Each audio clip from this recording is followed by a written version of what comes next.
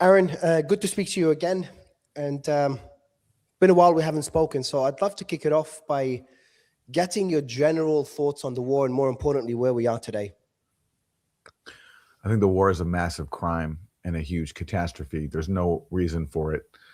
Iran is not a threat to the U.S.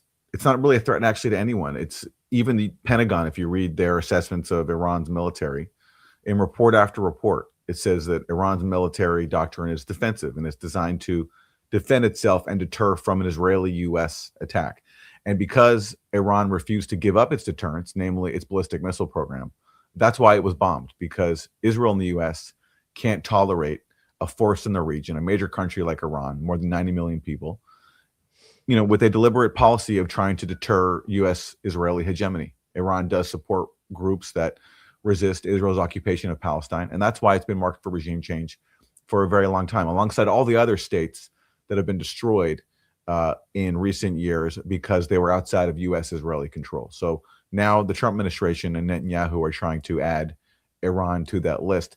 But because Iran is a massive country, because it can fight back, we are going to see an absolute disaster on par with, and possibly even worse than, the Iraq War, if that's possible to fathom. The Iraq War included boots on the ground. Are you referencing to the possibility that there could be boots on the ground for a regime change operation? If you listen to the Trump team, they're not ruling that out anymore. Initially, J.D. Vance was saying this is not going to be a long, drawn-out war. There won't be a massive number of boots on the ground. Now they're walking that back. Now, if I were to predict, I don't think that's likely. But regardless, what they are going to do is continue bombing Tehran, trying to do what Israel did to Gaza, which is to destroy its civilization. And they are also talking about arming a Kurdish proxy force, That's as they crazy, did in yeah. Syria, which I don't think will be very successful. And for that to advance, there would need to be even more U.S. Israeli bombing. So look, I'm not predicting something worse than Iraq, but given that how dangerous this is, I just can't rule that out anymore. Yeah, the Kurdish support for me is a catastrophe. Like, this shows not only this is a pure regime change operation, but it's a regime change operation within any means necessary. Because arming a group within a country where the regime is so entrenched is essentially creating civil war. There's no other way to describe it. Now, I had hope, and I still have hope, that this is not the goal. Trump made it clear yesterday that Reza Pahlavi is not going to be the new leader. He's not going to support Reza Pahlavi being the new leader of Iran. But more importantly, he said he prefers someone from the inside. Now, I'm not sure what that means. Initially, I thought he means someone from within the regime, Venezuela 2.0, a regime modification. But now, seeing the report by, I think it was CNN, that the US is arming, the CIA is arming the Kurdish forces. And even there's been reports someone from the Kurdish forces said Trump spoke to leaders of the Kurdish forces, which for me sounds crazy, because the Kurdish forces not only supported the US in Syria, but also got betrayed by the US in Syria when Yes. al-Shara took power. That's right. But maybe explain to the audience why this is such a bad idea, because I think you agree with me there. Well, first of all, we've no right to do it. I mean, recall a few years ago when Russia was accused of interfering in U.S. elections by stealing some emails and putting out social media posts. And it was all a scam, actually. I did a lot of work to expose that. But let's assume it was true. There was people were claiming here, major politicians, that this was like Pearl Harbor. How dare a country interfere in another country's politics? So now we're talking about arming a proxy force to have essentially a civil war. And we've seen how that goes. In Syria, the country was destroyed because the CIA and their partners poured in billions and billions worth of weapons. We don't even know the exact amount because it's still classified. But Edward Snowden, when he leaked the NSA files, the files in there released that the CIA's budget, $1 out of every $15 in its budget, was going to the Syria dirty war. So that's a lot of money to buy a lot of weaponry that can destroy a country. And that's what happened in Syria. And when you arm people, the line in Syria was that we're arming moderate rebels. Remember that? Well, who did the moderate rebels turn out to be? Who's the new leader of Syria who led the rebellion? It's the founding leader of Al-Qaeda in Syria. That's what happens when you introduce weaponry and civil war into the equation. It's not like as I think Joe Biden even blurted it out. It's not dentists and bakers who go fight. It's sectarian fighters. And in recent memory, Iran's biggest opponents have not been the Kurds, but have been groups like Al Qaeda and ISIS. That's who they fought in Syria. That's who was unleashed by the U.S. invasion of Iraq right next door to Iran. And certainly groups like that will absolutely want to fill the power vacuum when an opportunity arises. What circumstances would lead to troops on the ground, boots on the ground? What would increase the likelihood of that happening? If Iran doesn't surrender, because Trump, by going all in on Netanyahu and by going in on all these demands that, as Steve Witkoff put it, Trump wants Iran's capitulation. And it's, to be very clear, this has nothing to do with nuclear weapons, because as even Trump's own administration certified a year ago this month, Iran does not have a nuclear weapons program. If you listen to what all the people present in Geneva were saying, not just Iranian officials, but the mediators. There's another report out today quoting a anonymous Persian Gulf diplomat who said that Iran was essentially admitting or agreeing to zero stockpiling of uranium, no chance of a nuclear weapon. Steve Witkoff was lying through his teeth and saying that Iran was refusing to abandon a nuclear weapons program, was a week away from having enough for a bomb. It's all just a lie. So, given that they've gone all in, not just on sabotaging peace talks, but insisting on complete surrender. So Steve Witkoff now introduced a new one I hadn't heard before, that the U.S. wants Iran to give up its navy, and on top of its missile program and its support for its allies in the region. I mean, this is Iran's foreign policy, and it's a country with pride and self-respect, and it's not just going to bend the knee because Donald Trump and Benjamin Netanyahu tell them to. So, given that Iran won't surrender, I think, on its own, then the more this goes on, if they can stay in the fight, and that part I don't know, because I've always assumed that they were a lot weaker than they say they are, because, the U.S. and Israel are pathologically committed to regime change everywhere. That's what they do, and they do it very well, as we've seen in plenty of countries. Whereas Iran has been under crippling sanctions. U.S. officials, one by one, brag about how U.S. sanctions destroyed Iran's economy and caused the protests that broke out in late December. That's the point of sanctions. It's to cripple the civilian population so that life is so miserable that they turn against their government. And the society can't sustain itself because it's been so economically hollowed out. So I don't know how long Iran can hold out, but if they can hold out, then I do think that definitely increases the odds of ground troops, because Trump has gone in on these maximalist demands for surrender. But Trump is also known to, ask for everything and settle at something more reasonable. We've seen that in Venezuela, where I think he also didn't rule out sending ground troops, but it ended up to be a 2-hour operation of not regime change, which everyone was worried about regime change, but just taking out the leader. Greenland, he's walked it back. Now, some people say this is not over. In Ukraine, we've seen him go from one extreme to another, from an extreme of Zelensky's the bad guy to the other extreme of Putin. Zelensky could maybe take back all of his territory and more. And I'm hopeful this is the same here, where so far I've been wrong because I didn't expect it to be where we are right now. But where Trump is talking about ground troops, talking about a multi-week campaign, just to try to get as much in terms of concessions from Iran as possible beyond the nuclear program, and maybe get a leader that is more open to working for the U.S. With the U.S. at a fee for their life. Now, we know that the next supreme leader is likely going to be the son of the former Ayatollah, son of Khamenei, who, based on many analysts, is more radical than his father. He's been educated by radicals as well, and more anti-U.S. than his father. So that strategy of having a better leader, similar to what happened with Maduro and Delcy, doesn't seem like it's working so far, but it could work. Maybe he gets eliminated as well and someone else takes over. They keep eliminating the leader until someone more moderate takes over, and they settle for the same regime, different leader, and different foreign policy without completely destroying the country and spiraling it into civil war. Well, that is, I guess, a possibility. Venezuela is being held hostage by Trump effectively, and he's gotten Delcy Rodriguez to go along so far. but I also know that he's hanging the threat over her of further military action. He said that. He said, Yeah. in fact, about Delcy personally, that something even worse could happen to her than what happened to Maduro. And whether you'll find that in Iran, I'm personally very skeptical, because Iran is a much bigger country with a huge military that has been preparing for this for a very long time. The Iranian leadership knew that this was coming eventually. So, and they certainly, as we've at least so far, are very determined to fight. And Trump himself, look, who are the main casualties here on top of the Iranian people? It's U.S. service members who he's fine to sacrifice. The other day he said, yeah, more American soldiers are going to die. That's just the way it is. I don't recall any U.S. service members being told to sign up to fight a war for Israel, but Trump apparently thinks that doesn't matter. And also his Gulf allies, where, who are being hit right now because they all host U.S. military bases.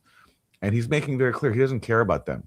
Neither does Netanyahu. In fact, Netanyahu's thrilled that right now Iran is retaliating by going after U.S. bases in Gulf countries, because this will, Netanyahu hopes, widen the gap between Iran and groups like Saudi Arabia and countries like Saudi Arabia, where relations were improving.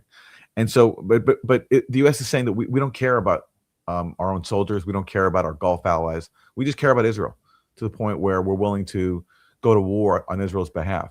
You saw what Marco Rubio tried to say in justifying this war, that the reason we attacked Iran is because we knew Israel was going to attack Iran.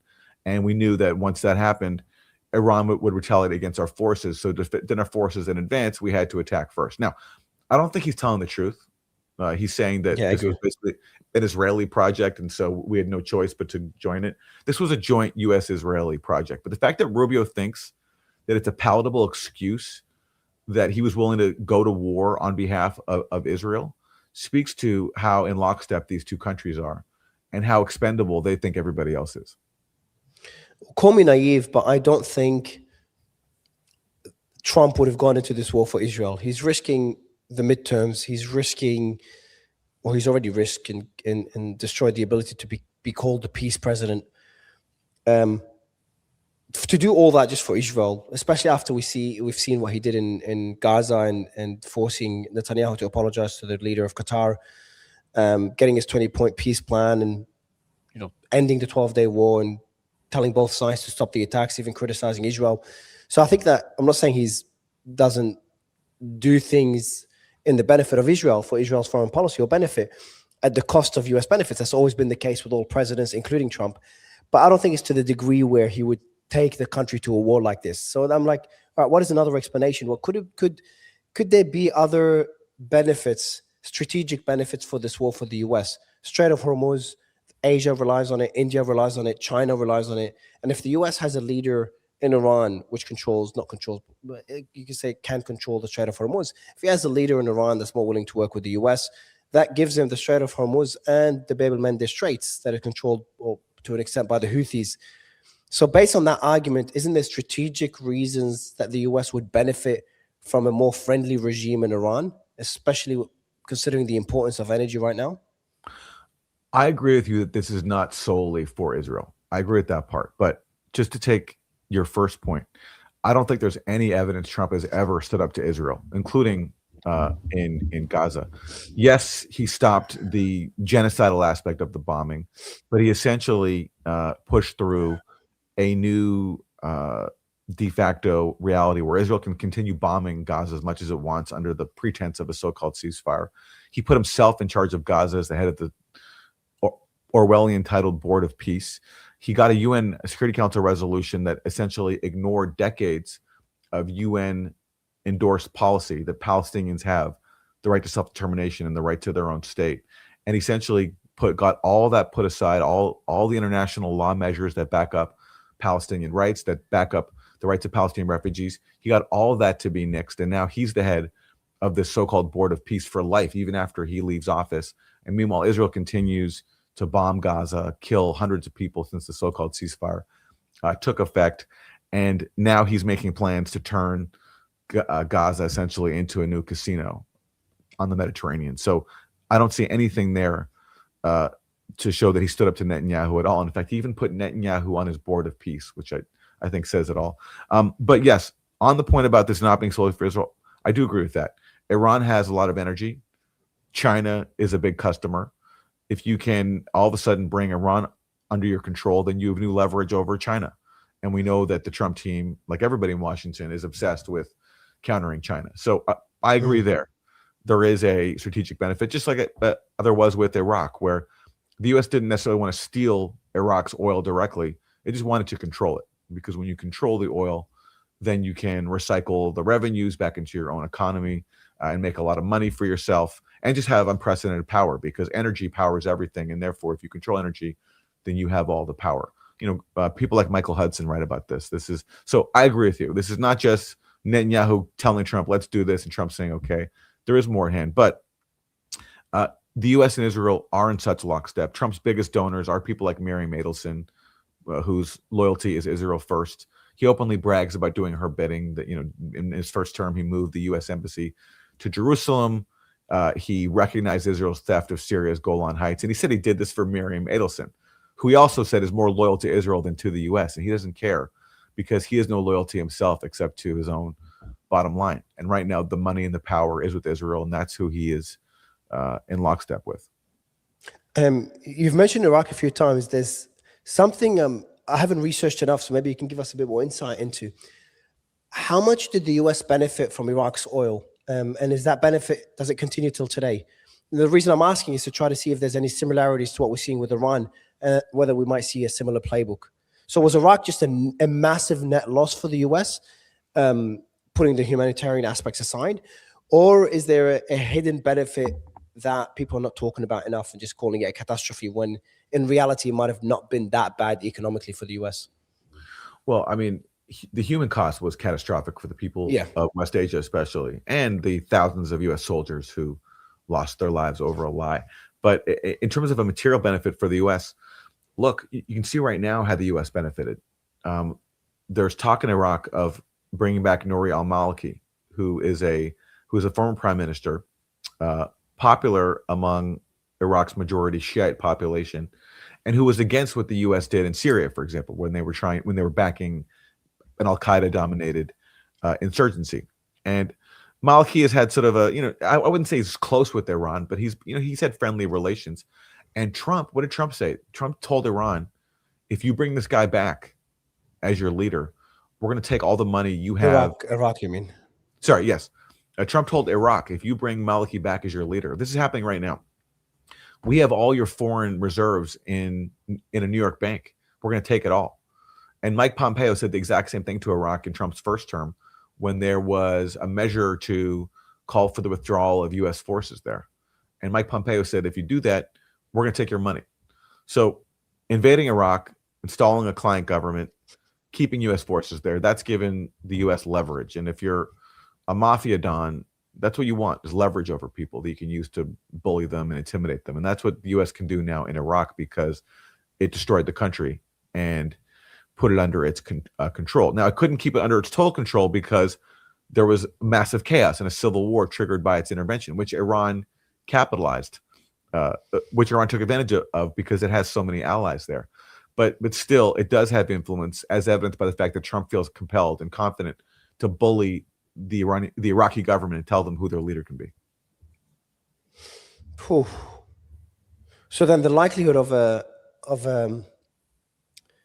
the possibility of a civil war in Iran is just looking more and more likely. If you're saying in Iraq, despite the deaths and the destruction, there is a benefit that the US still has to this day. And you give you the example of the foreign reserves in the US and how the US is using that to pressure Iraq, and obviously the US having troops there. And then, so if Iran ends up similar to Iraq, where there is a civil war, there is total destruction, a completely destroyed Iran is not only good news for Israel, but could actually be good strategically. Again, putting humanitarian aspects aside, strategically could be beneficial for the US, because I was under the hope that the US does not want a destroyed Iran and does not benefit from an Iran that ends up like Libya or Syria or Iraq. Well, given that they've repeatedly done things like Libya, Syria, and Iraq, I think it's fair to expect they want the exact same thing for Iran. If they can't totally take over a country, they at least can leave it in ruins and Syria was so wonderful for the U.S. and Israel, because even if they couldn't achieve regime change, which they ultimately did, what they did is they got the Arabs fighting each other. Sunnis killing Shia, sectarianism. Hezbollah came in, Iran came in, and this was a great opportunity for them to bleed Iran and Hezbollah, even if they couldn't topple Assad. By the end of it, I don't think they even cared whether or not Assad left. It was just about to destroy another country that's outside of U.S. Israeli control, and that is within the axis of resistance that tries to deter Israeli hegemony, because Hezbollah was getting weapons from Iran through the land bridge in Syria, and the regime change campaign there just took care of that. So even if they don't have full regime change in Iran, if they can do something just to leave it in ruins, failed state, civil war, they'd be very happy. Now, I don't know how much of a constituency there is in Iran for that. Sure, there are people with major grievances against the government, but whether they want to take part in being armed by the CIA and Israel to destroy their country, I don't think so. And that's why I think you're hearing this talk about the Kurds coming in. So Iran's ethnic makeup doesn't suggest to me that there's a constituency for a civil war as there was in Syria. In Syria, you had a majority Sunni population, especially in lower income rural areas, that had a lot of grievances with the government. And the sectarian element of this too was very, very strong. I don't think you have that as much in Iran, but certainly I think the U.S. and Israel will try. Well, as you're speaking, Hexeth said that the war in Iran could last 8 weeks. So that number seems to be increasing by the day. Yeah. We heard the same thing during the Iraq war. Dick Cheney was saying the same thing. So now listen. He was saying it will last, hold on. So in the early days of the Iraq war, they were saying this will last a few weeks? People like Dick Cheney were saying, weeks or months. It was a short window of time, and that we'd be welcome as liberators. Now, as you pointed out, this is not exactly the same because there are not U.S. boots on the ground yet. But this is how this stuff goes. When you go all in on regime change, and it doesn't work out initially, especially with a country like Iran, which can fight back, then you're in an escalation spiral. And Trump has already said, I'm not ruling out ground troops. He said, I'm not afraid of sending in ground troops. So this really now comes down to psychology. How unhinged is Trump? And because Netanyahu certainly would love to see young American soldiers go and die for Israel. He would love that. And he's gotten a lot of what he wants so far. So look, if I'm predicting, I don't think that's likely. I think, as you pointed out, politically, Trump would pay a major cost for that. And even though I think he's really gambled with his presidency, and J.D. Vance has really gambled with his own political futures by going along with this, after claiming for so long that he's a skeptic of Middle East, of West Asia wars, and going to war against Iran would be against our interests. Even though they've gone past that, sending in major combat operations, I'm doubtful that could happen. I just can't rule it out anymore. So we've seen Russia and China pretty much sit idle as Trump does what he did in Venezuela, and Assad falls in Syria. Armenia is the same thing. And we're seeing them sit idle again as Iran falls. Like we're seeing today, the intensity of the attacks by Iran today seems a lot lower than the first 2 days, which may indicate either they're getting ready for a prolonged war, or may indicate that the U.S. and Israel, with the intensity of the bombardment, managed to take away a lot of their capacity to respond. Would you expect anything from Russia or China, or that ship has sailed and there's nothing more they could do? I've never expected anything from Russia and China. I mean, they have their own problems and their own limitations. I remember in Syria, I went to Syria in June of 2021.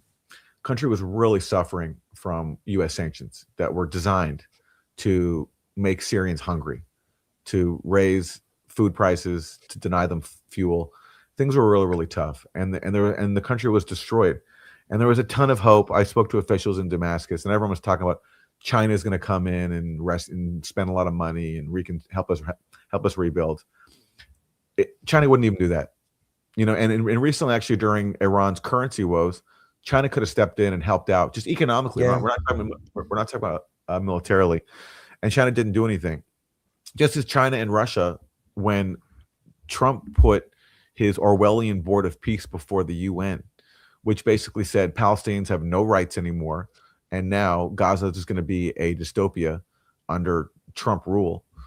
China and Russia didn't even veto that. They let that pass. And their excuse was the Palestinian Authority wanted it and the Arab states wanted it. But okay, it was completely in contravention of all the basic principles of international law, all the basic principles for resolving the Israel-Palestine issue, which is to give Palestinians. But they have no strategic, but they have no strategic interest there, as Exactly right. unlike Iran. Exactly right. Palestinians have no power, so they offer nothing to people in power. But yes, there are some strategic interests for Russia and China in Iran, but Russia is bogged down in Ukraine. We just passed the 4th anniversary of Russia's invasion. Putin, even if the Russian casualty numbers are inflated by U.S. think tanks, still a lot of people that he's lost, and he struggled to take a small percentage of the country. So what's he going to do? And China as well. I just don't see them doing anything militarily. They've probably offered Iran some assistance when it comes to maybe intelligence, some technical support. I know that during the recent protests in Iran, it's pretty, I think, now established that Russia and China offered some support to help Iran catch infiltrators who were in touch with foreign actors like Israel. And build the firewall as well, the internet firewall. There you go. Exactly. But militarily, no, I don't see it. You've talked about the Ukraine war and how we've just passed the 4th anniversary. I always dismiss people that keep, shouting World War III. But then let's just look at the facts. The Ukraine war is ongoing, and everyone was worried that could escalate to a nuclear conflict. And now we've got Iran lobbing missiles all the way to Turkey, according to earlier reports. Obviously, Cyprus. I think someone said Greece. I'm not sure if that was correct or not. And obviously the Gulf. We've got France sending an aircraft carrier to the region. The UK sending I think they're sending a few fighter jets and maybe one of their warships. We are, if I went to you 5 years ago and I told you this is the world's going to be in 5 years' time, your mind would look at that and be like, holy shit, this is pretty much a global conflict. And I worry that even though it still looks unlikely, in my opinion, and it's not one yet, mistake after mistake, especially with the lack of strategic planning, it could spill over into a global conflict. Like if the Gulf nations now begin attacking Iran, and if one of the two countries, Russia or China, they'd be like, look, we cannot sit idle here. We're going to support Iran, or at least use Iran to weaken the US. Let's say Putin looks at this. It's like, all right, well, the US used Ukraine to weaken us. We're going to use Iran to weaken them. And then we see Russia and maybe some of their allies supporting slowly, maybe incrementally, supporting Iran. And Iran puts up a better fight than anyone expected. I worry that we just accidentally sleepwalk into a global conflict. And I think that risk is higher and higher. And there was a Polymarket poll. I'm not crazy to think this. There was a Polymarket poll where people bet with their money. That's why I like that platform. And people were betting there's a 22% chance, Aaron, that we will see a nuclear warhead detonated before the end of 2027. Ugh. 22% chance. That's 1 in 5 chance. And that's not people making it up or voting on a poll. It's many people putting their money on there. Now, Polymarket removed that poll because for whatever reason, they don't want to feemonger. They got a bit of backlash. But maybe it's kind of looking at this from a bird's eye view, instead of being in the weeds and maybe lost in the weeds. How bad is it for the world right now?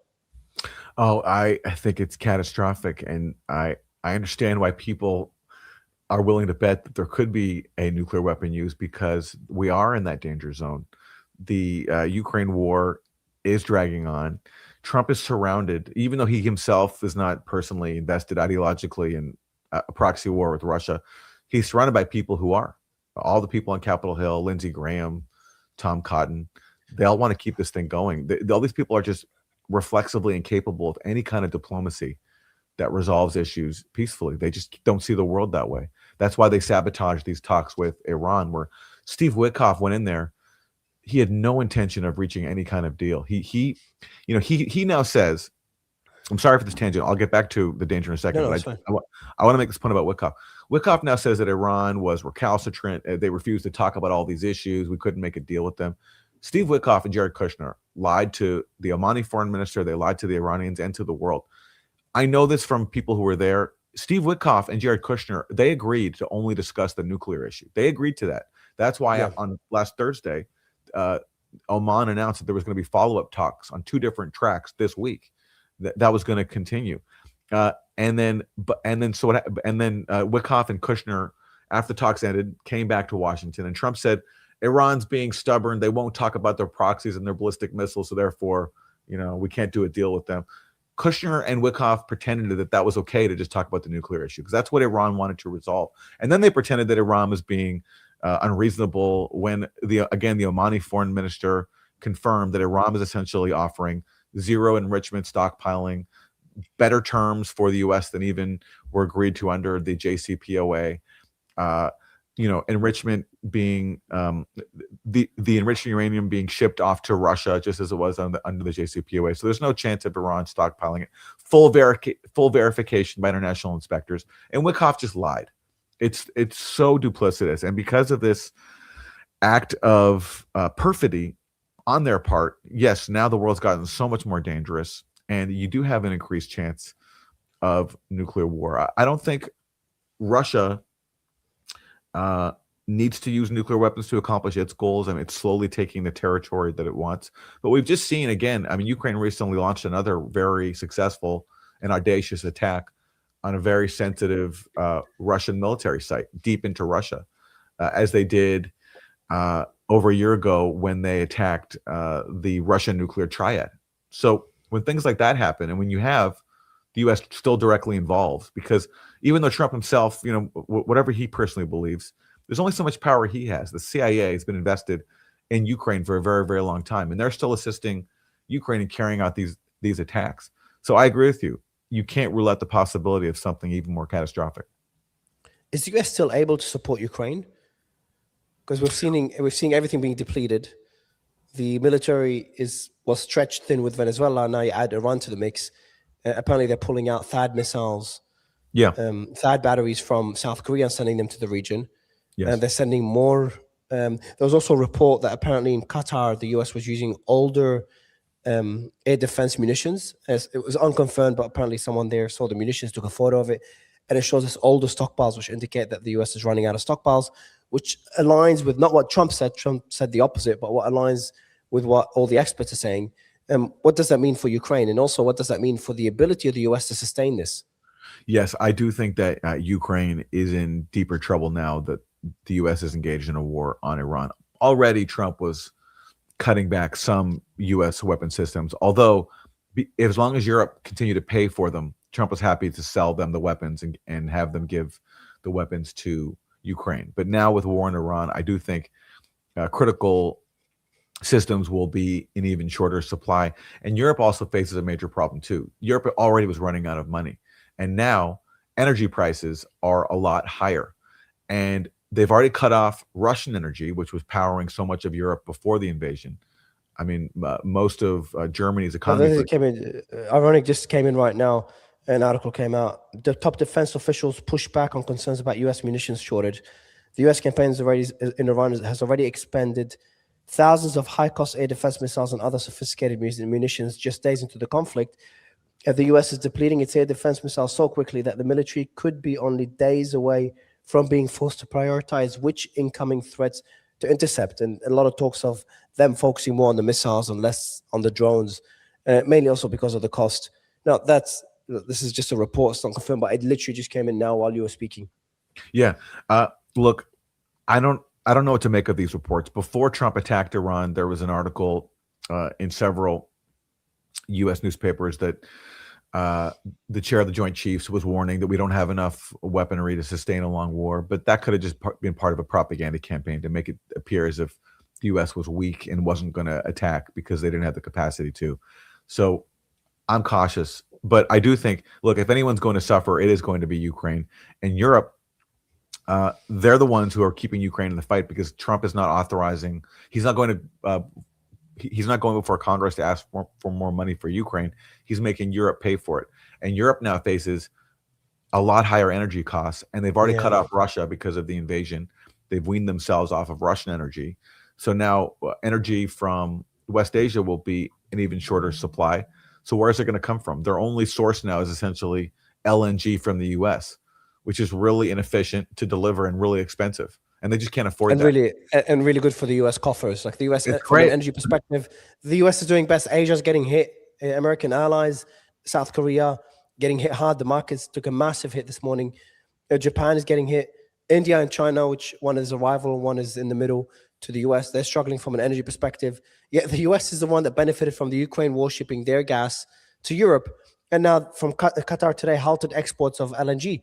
I'm not sure if you mentioned it already, but that essentially just makes the US the alternative for Europe Yes. as this war goes on. So this, And that's why, by the way, and that's why the Nord Stream pipeline was destroyed. That's yeah, why the Nord Stream pipeline was destroyed, to make sure that when it came time, when Europe was desperate for anything, that the pipeline couldn't be turned back on, and that Europe would have no choice but to take LNG, real expensive LNG from the US. I mean, look, from a strategic point of view, you have to admire it. It's brilliant the way the US played everybody. Everybody. It's also so unbelievably evil, I think, and disastrous. But tactically, they've done very well. How much could Europe do in all this? I don't think they can do anything. I mean, like, what are they going to do? I mean, like, yeah, they're already spending. That's crazy. This EU was meant to be, a decade ago, was one of the biggest economies. It was a superpower in many people's eyes, and maybe 2 decades ago now. And today, they're pretty much irrelevant when these decisions are being made. When Mark Rutte, the Secretary General, called Trump daddy, I think that said it all. Oh my God. They've played themselves. They've subordinated themselves totally to the U.S. That was a major goal of the U.S. proxy war, turning Europe into being even more dependent on U.S. power because they're protected by the U.S. nuclear umbrella and NATO. And so in the process, though, they've completely decimated their economies. I mean, look at Germany. Germany was the economic powerhouse, economic engine of Europe. But after it took itself off of Russian energy, it essentially was forced to deindustrialize. And so it's left everyone in an incredibly weak position where their only answer is to beg to daddy. Yeah, interesting though. That could also finally pressure the EU to also end the war in Ukraine. Europe cannot continue funding it now that energy prices are going up. They need Russia more than ever. So I think there's no better time. Everyone's talking about bridging the gap between the US and Russia. The EU needs Russia more than the US. So I think Europe is in a position now, and I feel bad for Zelensky because he's in a bad spot, but Europe is in a position to try to wrap up that war, which could potentially be good news for Ukraine. Moving back to the region, though, if the war goes on for, let's say, 8 weeks, how will the Middle East change after this? Because you have Iran that struck not only countries, rivals like Saudi, but it struck big trading partners like the UAE, and it bombed Qatar, which is meant to be a mediator and more sympathetic to Iran's cause. Will these countries blame Iran for striking them? Will they blame Israel and or the US for starting the war? Will they blame both? Will they get closer to Iran to counter the Israeli growth and threat?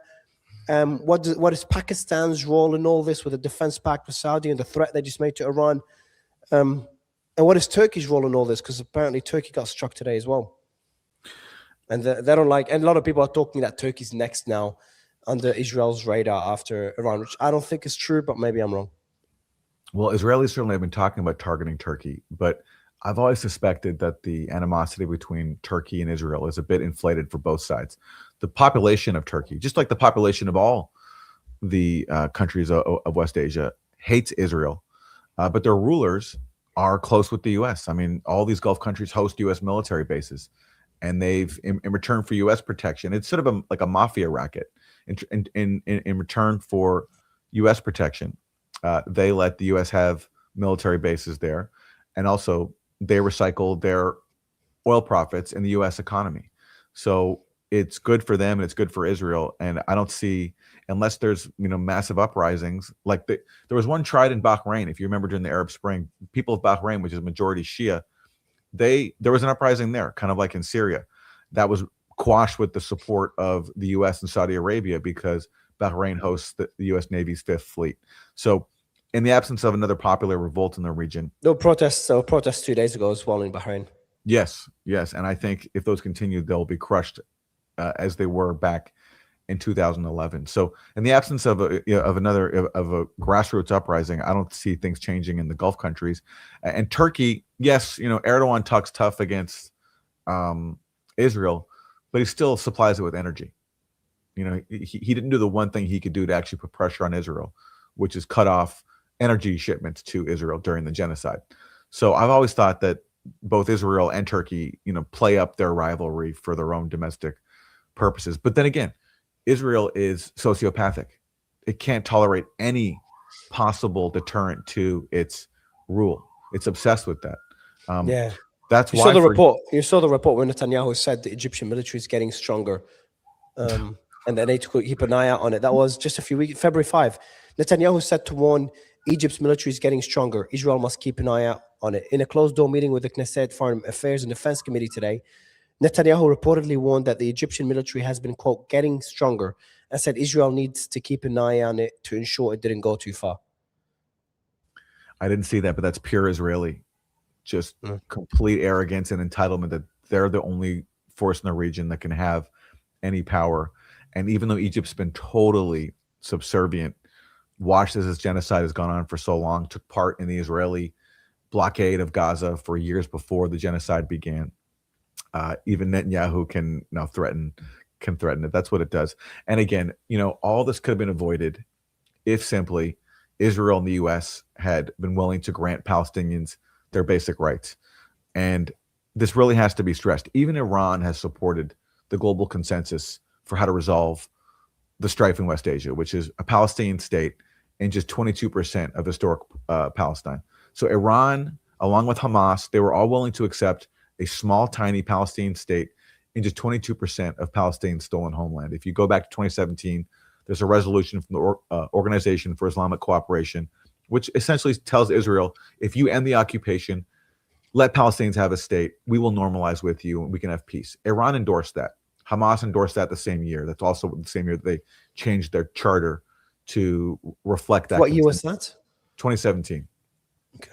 And just last month, the Iranian foreign minister, Arachi, gave a speech in Doha where he said, the core problem in the region is the Greater Israel Project. And for there to be peace, we can't have occupation. So he was basically reaffirming tacitly that the way to resolve all of this was for Israel to accept basic Palestinian rights. And because Israel won't do that, and because Israel's so hell-bent on denying Palestinians their rights, they're willing to blow up the entire region. And they have in the U.S. a full partner in that. By the way, as you're speaking, there's been reports of impact in Bahrain.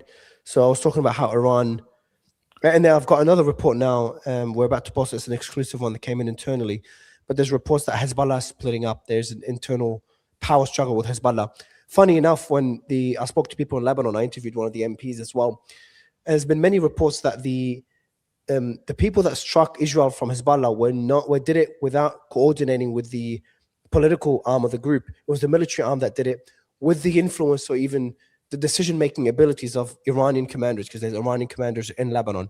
So the talk is that these Iranian commanders gave the military wing of Hezbollah that is loyal to Iran the order to strike Israel without informing the political wing, because the political wing told the government they will not strike Israel because it's very unpopular in Lebanon. So this I'm reading now here. Hezbollah is splitting. There's a political faction and the moderates that are concerned with the war. There's the Radwan forces within Hezbollah that are very aligned with the IRGC. So that's just those two reports came in now. Now, the question I have to you, though, Aaron, as a final question is, what message does this send the world? Because I know there's one message like, hey, the US is the big bully, Russia's a big bully, these big superpowers do whatever they want, ignoring international law and order. But there is another message being sent as well, is that if you're allies with Putin or Xi Jinping, don't expect them to come to your aid. But if you're not allied with the US, they might come and bomb the hell out of you or take away your leader. The most recent examples, if you go back 10 years, many more examples, but the more recent ones are Venezuela and Iran. That is a fair message. Like, I think any country that is standing in the way of the US right now, believing Russia might come to their rescue, will be thinking twice. So that could be another strategic benefit for the US. Not good for the international law and order, the system that we built since World War II, but definitely good for US ambitions. Let me first address the first point about Hezbollah. I'd have to check with my sources in Lebanon before I believe a story about Hezbollah, because I've seen so much propaganda put out about them, and I know they're in a terrible position. But it's the idea of a split in Hezbollah. Personally, I'm skeptical of that. I'm not saying it's not possible, but from what I know, I'd be cautious of that. And I also know, look, Lebanon's been pummeled by Israel for over a year since the ceasefire was reached there. Israel has ignored it, and Hezbollah didn't strike back. Hezbollah didn't strike back against Israel, even when Israel bombed the Iranian consulate in Damascus. So Hezbollah's tried to stay out of the fight. And yes, a very like a symbolic volley of rockets was fired the other day. And that makes no sense. That makes like people in Lebanon, they're in a position now because the country's been destroyed so much where they obviously sympathize similar to Iranians. They sympathize with Gaza, with Palestinians, but their country's so destroyed. They're like, look, we just want to put our interests first. And I think sending rockets to Israel on behalf of another country that has no direct benefit to Iran, to Lebanese, and to get Lebanese pounded again by Israel because of Hezbollah's decision. I understand that, and I understand that the people of Lebanon are in a terrible bind because they've been told by Israel and the U.S. that if you resist Israeli aggression, if you try to have solidarity with Palestine, we will destroy you, and not just destroy your resistance forces, we'll destroy your civilians. The Dahia Doctrine is deliberately named for the Israeli decision to target civilian populations in Lebanon to punish them for the fact that they have people who resist Israeli aggression in their midst. So, look, I wouldn't be surprised if not everybody in Hezbollah was on board with the rocket fire the other day. I mean, that part I believe, but the idea of a massive split, I don't know about that. But anyway, that's pretty. Just to be clear, this is unconfirmed, so it's not confirmed by anyone. These reports came in internally from Lebanon, and I agree. Like, is this just because for me the attack looks different? It's not what you expect if Hezbollah wants to join in solidarity with Iran, support Iran. You'd expect a bigger attack than just 6 symbolic rockets. Exactly. 6 rockets make it seem like, hey, Israel, come bomb us. That's why for me it just looks a bit weird. Even when I saw the rockets and I was going to sleep, I put out a tweet saying, look, guys, I know everyone's saying Hezbollah joined. I really don't think so. I think it's some a small group, because it happens a lot in Lebanon, that launched those rockets. But then Hezbollah made a statement saying they've joined the war. Baron, final comments. But on your latter point, yes. Please. Look, the lesson is that if you don't submit to U.S. Israeli control, you could get destroyed. And yes, countries like China and Russia are not going to save you. I do think that's the rule. We essentially live under a global mafia racket, and the U.S. is at the head of it. The U.S. is the Don, and Israel is its capo, and everyone who doesn't go along is subject to their aggression. And it's a very scary lesson. A new world order. Aaron, absolute pleasure to speak to you as always. Thank you. Thank you, Mario.